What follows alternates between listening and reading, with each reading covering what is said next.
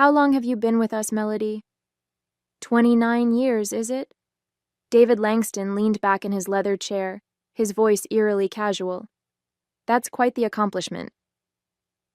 29 years and 362 days, to be exact, I replied, my stomach nodding as I noticed the manila folder on his desk. In all my years at Grantwell Manufacturing, I'd never been called into a director's office on a Friday afternoon. Something was wrong. I'm Melody Reynolds, 61 years old, and until 5 minutes ago, I was the senior compliance officer at one of St. Paul's largest manufacturing companies. I've spent nearly 3 decades ensuring that Grantwell operated within legal parameters, documenting irregularities, and standing firm when others wanted easy solutions to complex problems. My pension was set to fully vest on Monday, just 3 days away. The milestone I'd worked my entire adult life for was within reach. David slid the folder across his polished desk. Due to budget constraints, we're letting you go. His eyes never met mine. Effective immediately. The room seemed to tilt slightly. Budget constraints? Grantwell had just announced record profits last quarter. This is your severance package, he continued, tapping the folder with his manicured finger. Sign by tomorrow or get nothing. HR will escort you to clean out your desk. I should have felt anger, shock, perhaps even the urge to plead. Instead, a strange calm washed over me. This wasn't random. This was calculated, precisely timed to fall before my pension vested. Thank you for the opportunity, I said quietly, picking up the folder. I didn't open it. David looked surprised by my composure, perhaps expecting tears or protests. But I'd spent my career examining patterns, and this one was clear as day. I stood, smoothed my skirt, and walked out with my dignity intact. Janet from HR hovered awkwardly as I packed my personal items, the photo of my late husband Thomas, the potted plant my daughter had given me when she left for college 15 years ago, and the plaque I'd received for 25 years of service. I didn't take much. Most of what mattered couldn't fit in a cardboard box. I'm so sorry, Melody, Janet whispered, glancing nervously toward the security guard waiting to escort me out. This isn't right. It is what it is, I replied, but inside I knew better. This wasn't just wrong, it was potentially illegal. For the past 4 years, I'd been meticulously documenting financial irregularities that had accelerated since David joined the company. I'd sent detailed memos up the chain, flagged suspicious patterns, and even presented evidence of backdated reports. All of it had been dismissed, buried, or returned with instructions to focus on more pressing matters. As I walked through the lobby one last time, the security guard awkwardly held the door. Have a good weekend, Mrs. Reynolds, he said, clearly uncomfortable with his role in this charade. I nodded politely. I believe I will. The drive home felt surreal. 29 years of dedication ended with a manila folder and a cardboard box. The April rain tapped against my windshield as I navigated the familiar streets of St. Paul, Minnesota, past the cathedral where Thomas and I had married, beyond the school where our daughter had graduated, toward the modest home I'd maintained on my own since becoming a widow 12 years ago.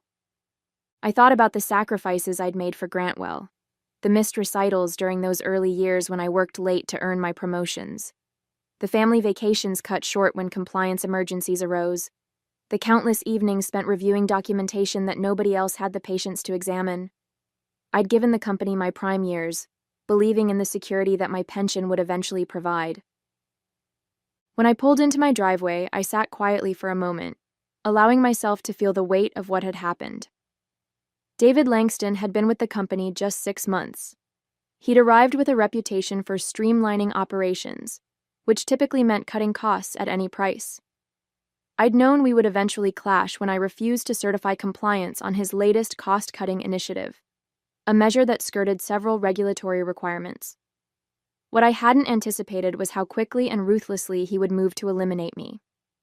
Inside, I made myself tea and sat at my kitchen table, finally opening the severance package. The terms were insulting: 3 months' salary in exchange for waiving all rights to future claims against the company. No pension, no healthcare continuation, no acknowledgement of nearly 3 decades of service. Just a check and a legal trap designed to silence me. The document required my signature by 5 p.m. tomorrow. They were counting on fear and desperation to make me sign quickly, without consulting anyone. This wasn't standard practice. It was a targeted effort to rob me of what I'd earned. I set the papers aside and walked to my home office, where I kept my personal records. Behind a row of family photo albums sat a fireproof lockbox, my insurance policy. For 4 years, I'd been bringing home copies of troubling financial documents, keeping detailed notes of conversations, and saving emails that outlined patterns of misconduct. Not because I planned to use them, but because my professional instincts told me something wasn't right. I opened the box and reviewed its contents: loan applications with falsified data, quarterly reports with manipulated figures, emails instructing staff to backdate quality control certifications. It was all there, over 1,000 pages of evidence showing systematic fraud that had accelerated under David's direction. I'd reported every issue through proper channels, only to be ignored or sidelined. I reached for my phone, scrolling to a contact I hadn't called in years. Gregory Santos had been Grantwell's chief financial officer before leaving to work for the Securities and Exchange Commission. He'd always respected my diligence, even when others found it tedious. It's time, I thought, as my finger hovered over his name. The next morning, I woke with purpose. After speaking with Gregory for nearly 2 hours the previous evening, I had a clear path forward. I dressed carefully in the navy suit I reserved for important meetings, as if preparing for battle. In a way, I was. Gregory had listened intently as I outlined the situation and described the documentation I'd collected. His response was measured but resolute. This isn't just wrongful termination, Melody. Based on what you're describing, Grantwell could be facing serious securities violations. The timing with your pension, that's just the tip of the iceberg. He'd explained the whistleblower protections available through the SEC and arranged for me to meet with his team on Monday morning. Don't sign anything, he'd cautioned, and secure those documents somewhere safe. I spent Saturday morning making copies of everything, organizing the evidence chronologically, and preparing a detailed index. The work kept my mind focused, preventing the anger and hurt from overwhelming me. By noon, I had 3 identical packages ready, one for the SEC, one for my personal records, and one that would serve as leverage if needed. My phone rang several times throughout the day.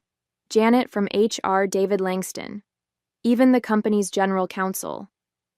I let each call go to voicemail, listening to their increasingly urgent messages. Melody, we need that paperwork signed today. David's voice was tense. I can come by and pick it up if that helps. The legal counsel was more direct. Ms. Reynolds, it's imperative we receive your signed agreement before close of business. Failure to comply could jeopardize your severance package entirely. Their desperation confirmed what I already suspected. They knew they were vulnerable and wanted my silence secured before the weekend ended. At 4:30 p.m., my doorbell rang. Through the peephole, I could see David standing on my porch, his expensive suit looking out of place in my modest neighborhood. I didn't answer. Melody, I know you're in there, he called through the door. This is ridiculous. Just sign the papers and we can all move on. I watched silently as he eventually placed an envelope in my mailbox and returned to his luxury sedan. Only then did I retrieve it, another copy of the same agreement, with a handwritten note. Final opportunity. Sign by 9 a.m. Monday. That evening, my daughter called for our weekly chat. Elizabeth was concerned by the strange tone in my voice. Mom, what's going on? You sound different. I considered downplaying the situation but decided against it. Elizabeth deserved the truth. I was terminated yesterday, I said simply. What? But you're just days away from your full pension. They can't do that. They did, I replied. But don't worry, I'm handling it. Do you need me to come home? I can be on a flight from Denver tomorrow. No, sweetheart, stay put. I've got this covered. After we hung up, I sat in my living room as darkness fell, thinking about Monday's meeting with the SEC. For years, I'd tried to address these issues internally, believing in the system and the company's integrity. I'd been loyal, discreet, and professional, even when I suspected serious wrongdoing. But Grantwell had made its choice, and now I would make mine. I would not be signing their agreement. I would not be silenced. And most importantly, I would not let them discard 3 decades of my life without consequence. Monday couldn't come soon enough. Monday morning arrived with a clarity I hadn't felt in years. I dressed carefully, placed my documentation in a secure briefcase, and drove downtown to the federal building where Gregory had arranged our meeting. The weight of what I was about to do sat heavily on my shoulders, but there was also a sense of rightness to it all. The SEC offices were understated but imposing, all glass partitions and hushed conversations.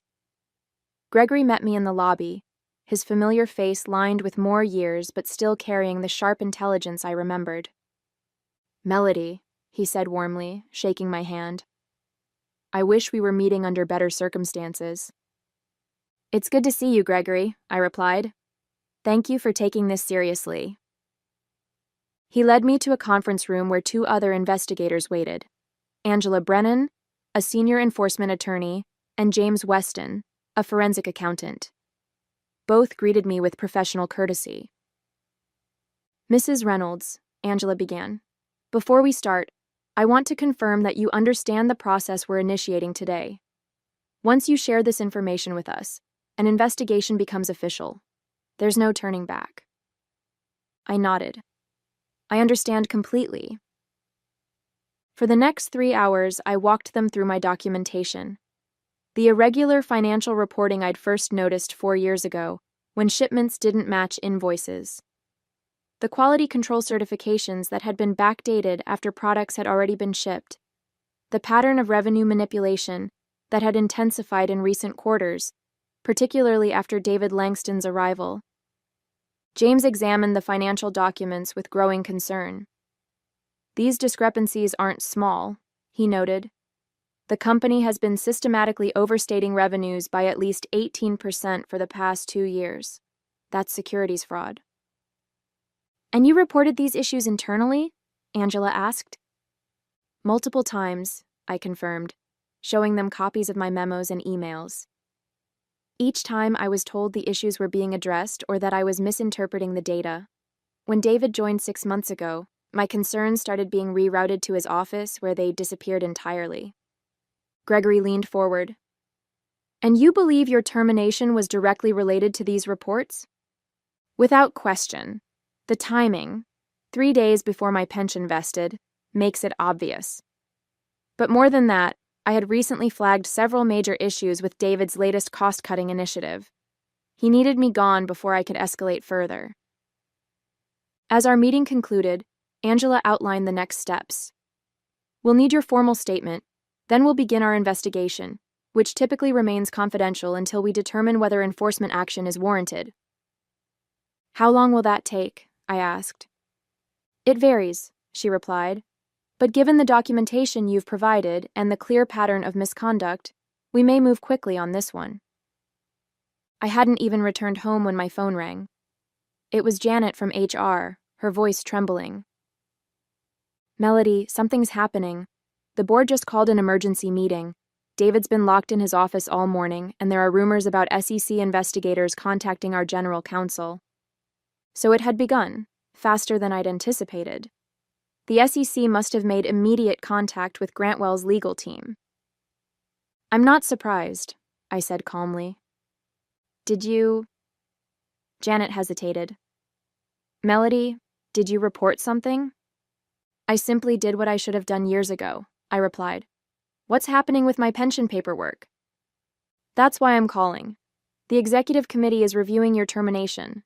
They've put everything on hold until further notice." An hour later, my phone rang again.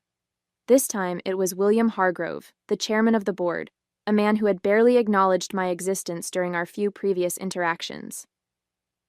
"Ms. Reynolds," he said, his typically confident voice sounding strained. "We seem to have a situation that requires your input. Would you be willing to come to the office tomorrow morning to discuss matters?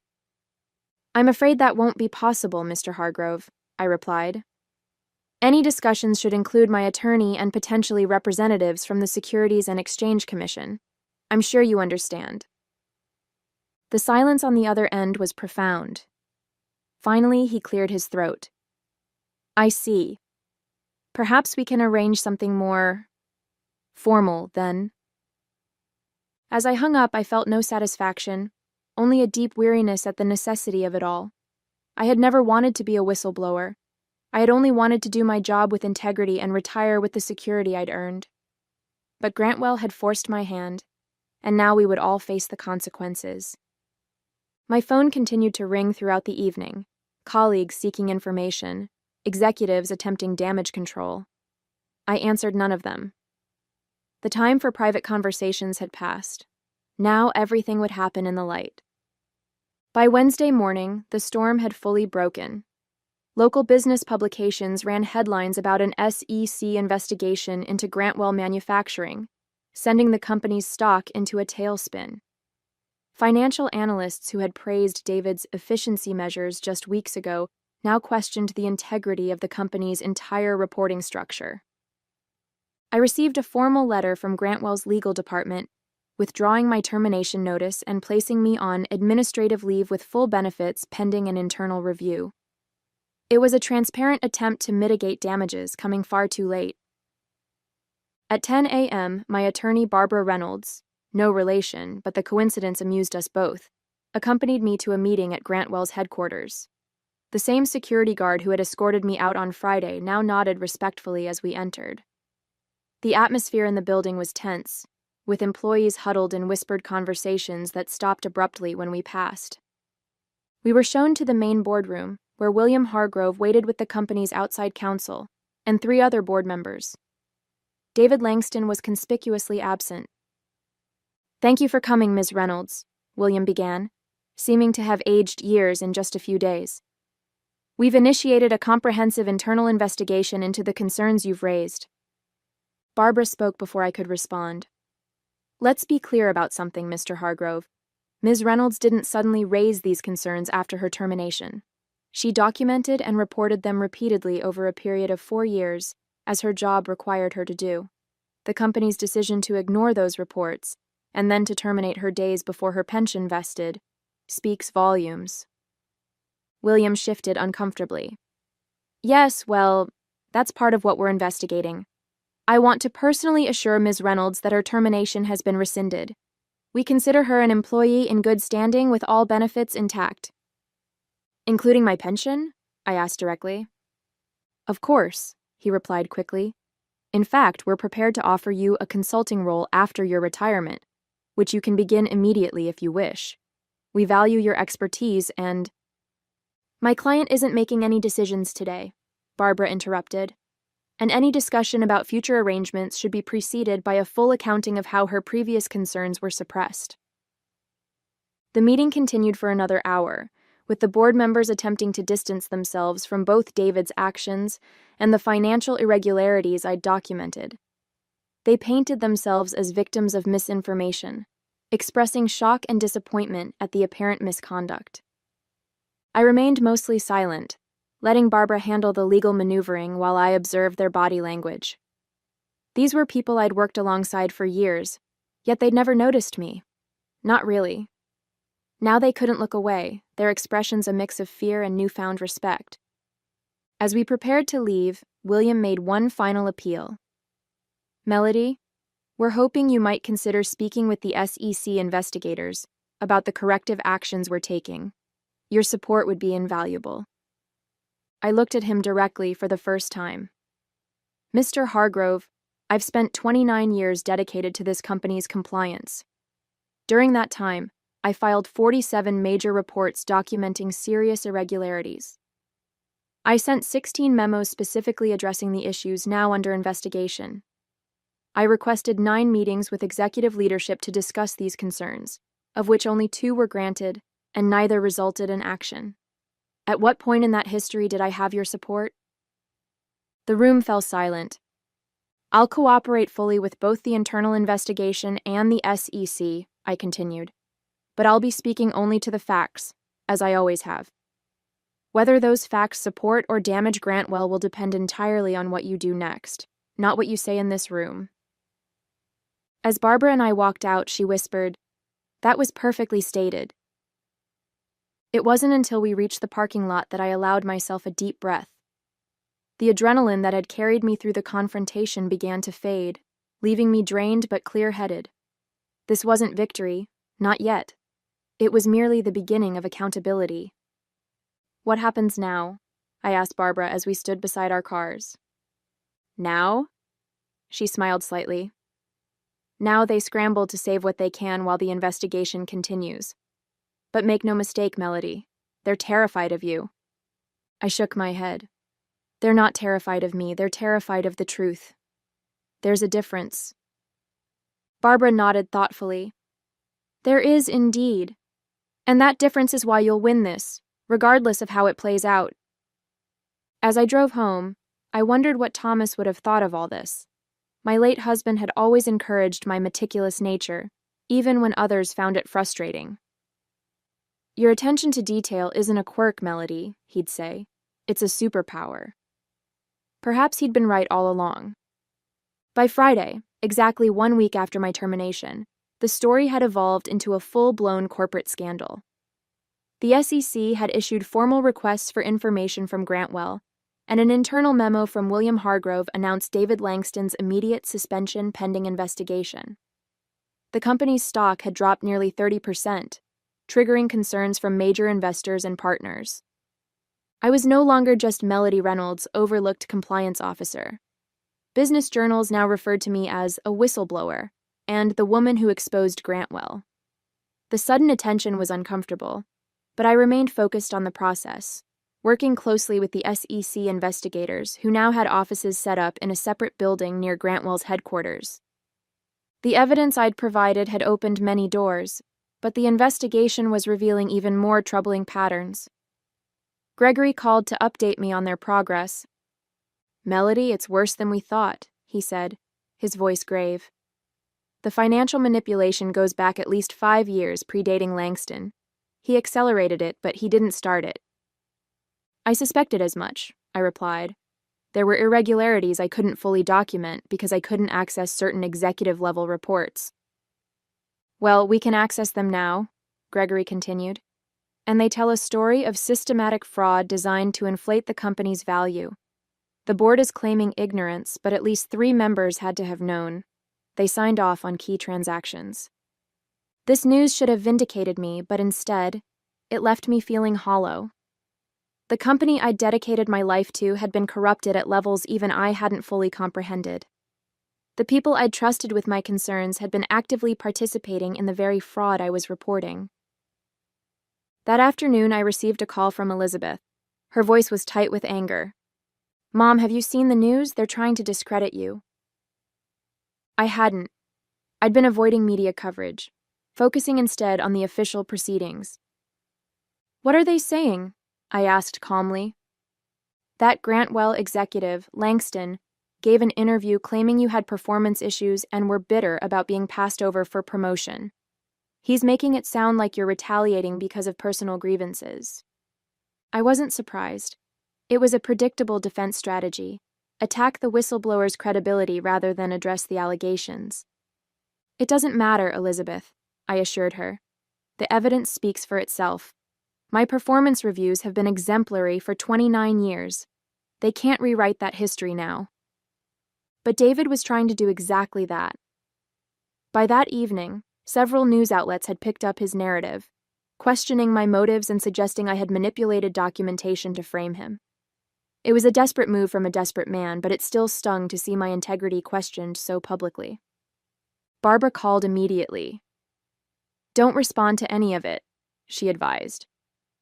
"The SEC will issue a statement tomorrow clarifying your whistleblower status and the credibility of your evidence. Let the official channels handle this." I wasn't planning to respond, I told her, but I am going to do something else. The next morning, I drove to my local bank and asked to speak with the manager, Tracy Ferguson. I'd known her for years as she handled most of Grantwell's local banking transactions. "Melody," she greeted me warmly. "I've been following the news. How are you holding up?" "I'm fine, Tracy, but I need access to my safe deposit box." Inside the private room, I opened the box and removed a sealed envelope I'd placed there 3 years ago. It contained copies of email exchanges between David's predecessor and 2 board members, discussing ways to manage financial appearances during a critical acquisition period. I had found these accidentally while archiving old emails, and something had told me to secure them separately from my other documentation. I hadn't included these in my initial SEC report because they weren't directly related to the current issues. But now, with David attempting to undermine my credibility, they provided crucial context showing that the problematic practices predated my concerns about him specifically. I called Gregory immediately. "I have something you need to see," I told him. "It changes the narrative completely." As I drove to meet him, I felt no satisfaction, only certainty that the full truth would now emerge, regardless of who it implicated. The emergency board meeting was called for Monday morning, 10 days after my termination and 7 days after the SEC investigation became public. I wasn't invited, but I didn't need to be there to know what was happening. The additional documentation I'd provided had accelerated the investigation dramatically, implicating not just David, but multiple board members in a years-long pattern of financial manipulation. Gregory called me from outside the meeting room. "It's chaos in there," he reported. "The SEC enforcement team just presented their preliminary findings. 3 board members have resigned on the spot. David is trying to claim he was following established practices, but no one's buying it anymore." By noon, Grantwell issued a press release announcing a leadership restructuring and full cooperation with regulatory authorities. The carefully worded statement confirmed the resignation of 4 board members, including William Hargrove, and the termination of David Langston for cause. The company's stock, already battered, dropped another 12%. That afternoon, my phone rang. It was Janet from HR again. "Melody, the interim CEO wants to meet with you. Tomorrow, if possible." The interim CEO was Patricia Donovan, the former chief operating officer who had always treated me with professional respect, if not warmth. I agreed to the meeting but insisted it take place at my attorney's office.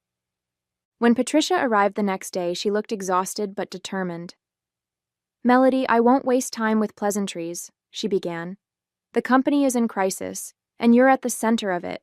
Not because you did anything wrong, but because you were the only one who consistently did what was right." She slid a folder across the table, eerily similar to the termination paperwork David had presented just 11 days earlier. "This officially rescinds your termination, reinstates your employment retroactively, and confirms your full pension vesting," she explained. "It also includes an additional compensation package recognizing the difficulties you've experienced." I opened the folder.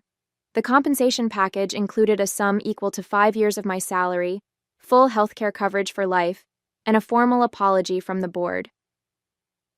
"We're also establishing a new corporate ethics division," Patricia continued. "We'd like you to help design it, as a consultant, after your retirement. Your experience is invaluable." I closed the folder without commenting on the offer. "And David Langston? The board members involved?" Patricia's expression hardened. "Criminal charges are expected. The company will not be defending them." Justice, it seemed, had finally arrived at Grantwell Manufacturing. 6 months later, I sat in a federal courtroom, watching as David Langston and 2 former board members entered guilty pleas to securities fraud charges. The man who had so casually ended my career now looked diminished in his dark suit, his arrogance replaced by defeat. Our eyes met briefly as he turned to leave, and I saw recognition there, not of me specifically, but of what I represented. The consequences of his actions personified. The Grantwell scandal had become a case study in corporate governance failures and the crucial role of internal compliance. I had declined the consulting position with the reorganized company, choosing instead to work with regulatory agencies to develop better whistleblower protocols. My story had inspired other compliance officers to come forward with their own documentation of corporate wrongdoing, creating a ripple effect across industries. The SEC had awarded me a substantial whistleblower payment, 15% of the penalties assessed against Grantwell. Combined with my pension and the settlement, I had more financial security than I'd ever imagined possible. I'd established a scholarship fund for women pursuing careers in corporate ethics and compliance, naming it after Thomas. Elizabeth had relocated to St. Paul to be closer to me, bringing my 2 grandchildren with her.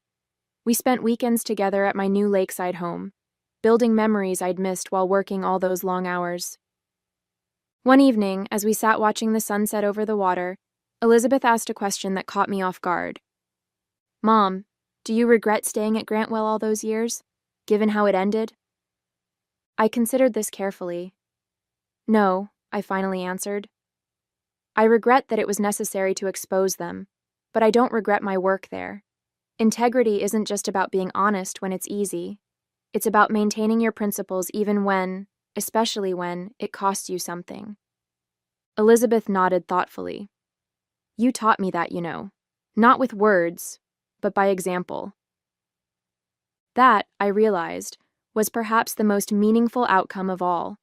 Not the vindication, not the financial security, but the knowledge that my choices had shown my daughter what it meant to stand firm in your values, regardless of the consequences. As for Grantwell Manufacturing, the company had survived, though greatly diminished. The new leadership had implemented stringent compliance protocols and transparent reporting practices. They still sent me their annual reports, perhaps as a reminder, perhaps as an apology. I read them carefully, noting the improved practices with professional satisfaction. Some might see my story as one of revenge, but I've never viewed it that way. I simply did what I had always done, documented the facts, reported the truth, and stood by my findings. The difference is that this time, finally, others were forced to listen.